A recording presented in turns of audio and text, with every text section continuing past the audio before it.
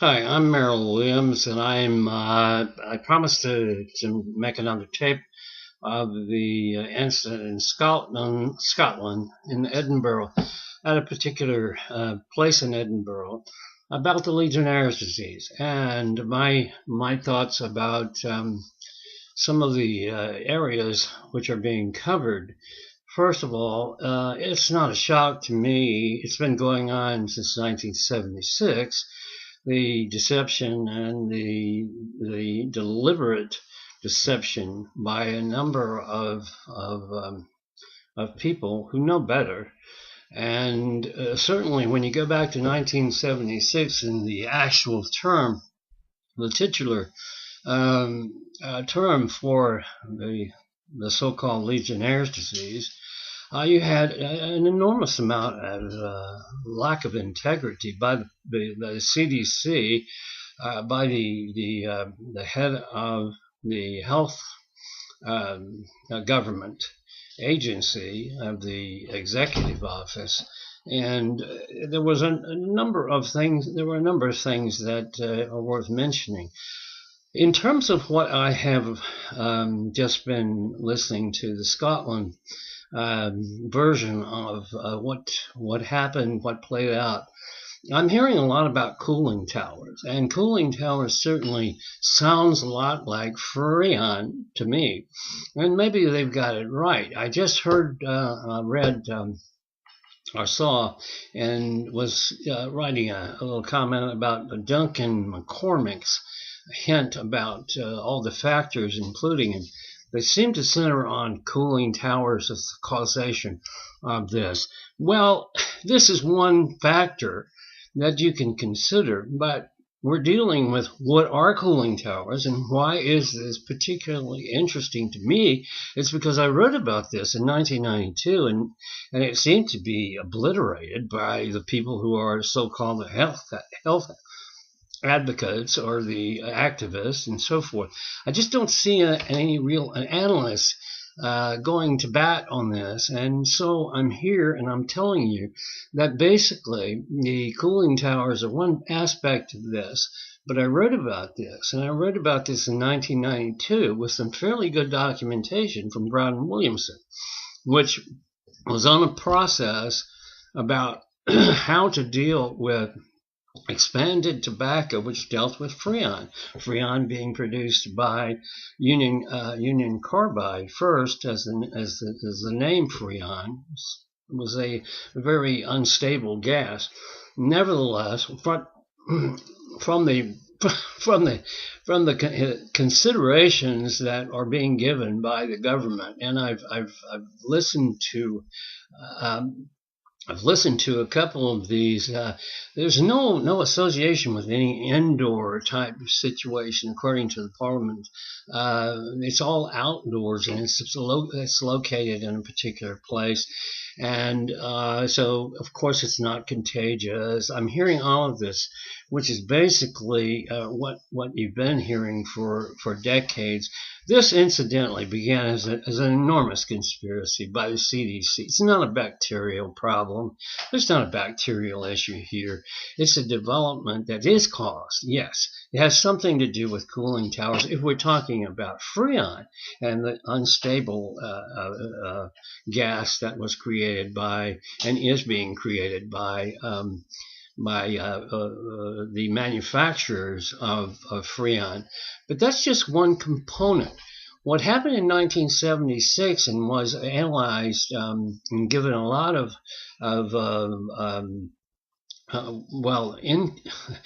received with a lot of incredible judgment on the part of the government and hearings in 1977 was similar to how we've been reacting to this for years. And in 1976, it basically removed all tort value. Nobody got sued because the incident was not associated with anything except a petri dish and a bacteria.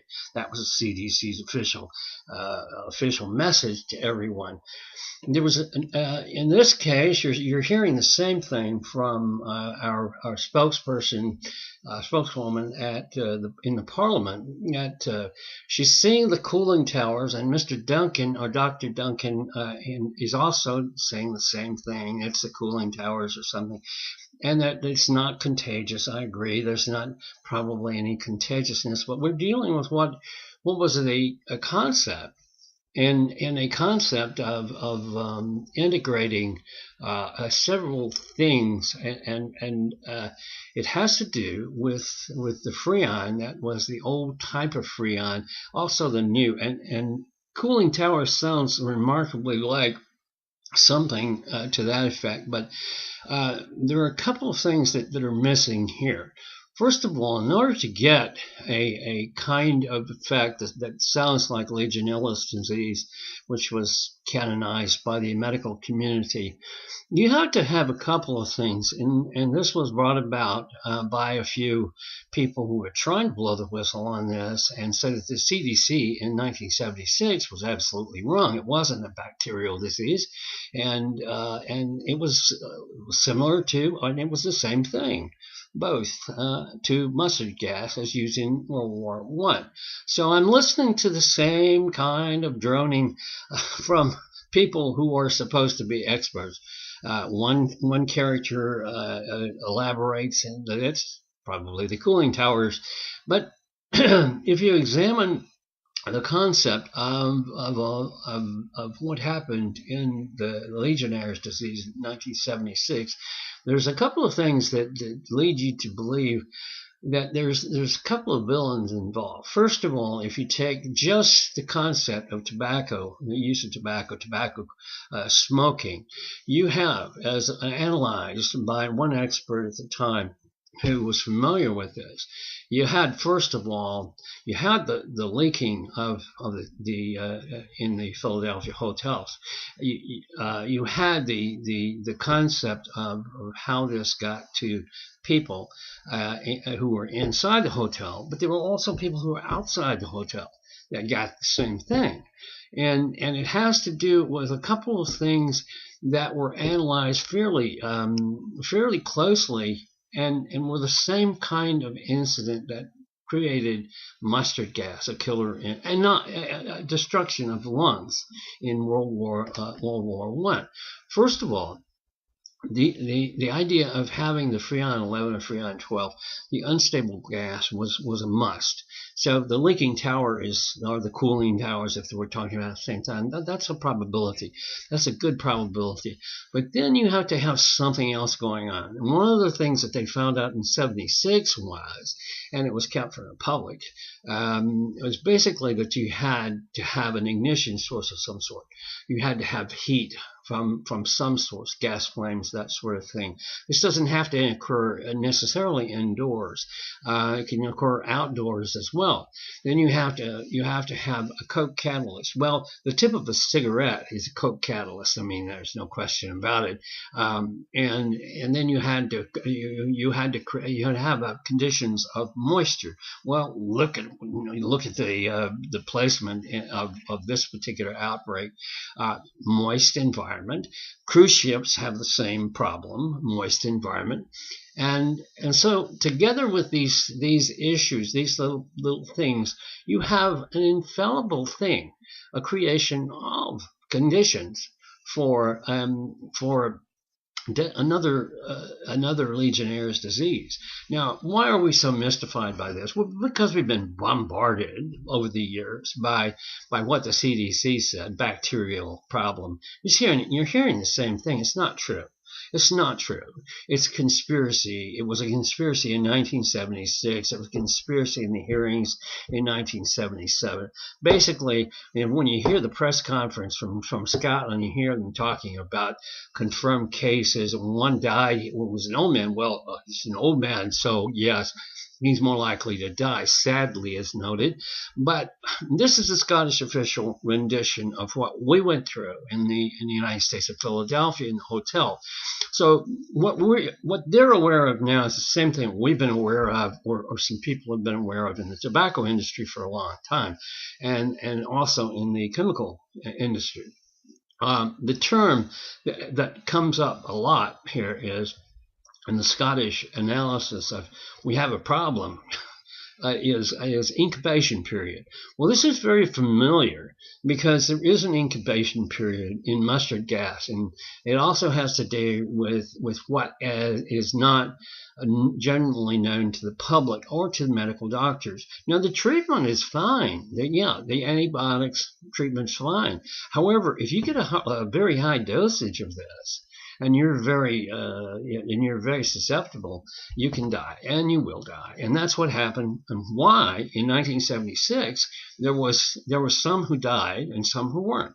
They were closer to flames. They were using cigarettes, and incidentally, in this particular time, in 76, this was in the hotels, the introduction of an expanded tobacco product, the G13, in a product called Merit.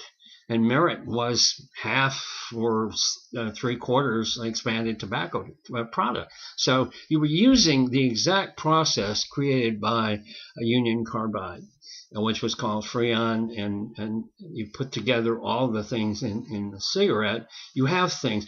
You can produce this as sort of in a side stream effect.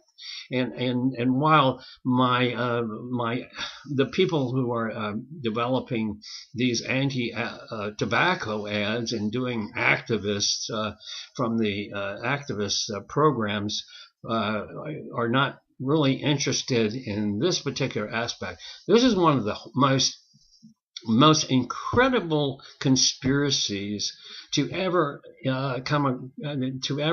enter the annals of American medicine, because the doctors took it and they call it Legionaires Disease. Okay, fine, and it's treatable, and some of it's treatable, and some people died. But as far as clusters, the clusters have been few and far between, and the reasons that the clusters have been few and far between because they meet exact standards of what we're talking about, mustard gas, and they were part of the three indications of the causation. One was a coke catalyst, which is like the tip of a cigarette, extreme heat, Fahrenheit 800 to 1200, which is inside of a cigarette. I'm not saying that is a inside that goes inside, but you know that Freon, admittedly, if you look at the documents, admittedly, Freon's in so many parts per million in tobacco products that's smoked.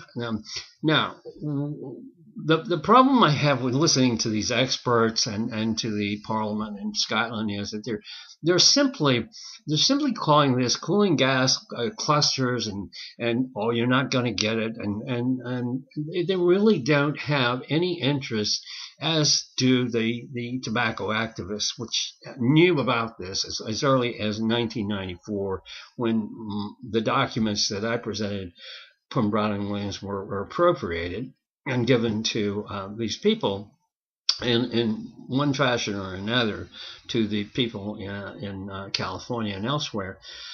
When we have clusters like this, they're very infrequent. But what's interesting to me is Southwest Edinburgh looks just perfect for an outbreak, and yet all of this is a big mystery. It seems to be, and yet everybody has the same concept. It's going from the cooling towers. Well, it's cooling towers, but why?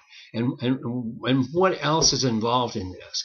And so the main thing that I'm looking at is the issue of, it's not a bacteria. It isn't a bacterial problem. It's not caused by that at all. It's caused by the conditions, four conditions: the coke catalyst, the extreme heat of one thing or another, a flammable agent of somewhere, and you have moisture And all these things, by the way, are in cigarettes, and they create that kind of thing. Other than that, the fact that it has been conspiratorially applied to just about every case when a case came up, and you have these conditions, certainly in cruise ships, and you have them here, you really have the same kind of stupidity. The same kind of stupidity. Now, you can treat it, yes. You can treat some of it, yes. But it seems to me that you're eliminating one part of this, and that's the tort issue. You have an issue to apply. You can apply the tort laws here. And so, there you are. And I'll end with that note. Thank you.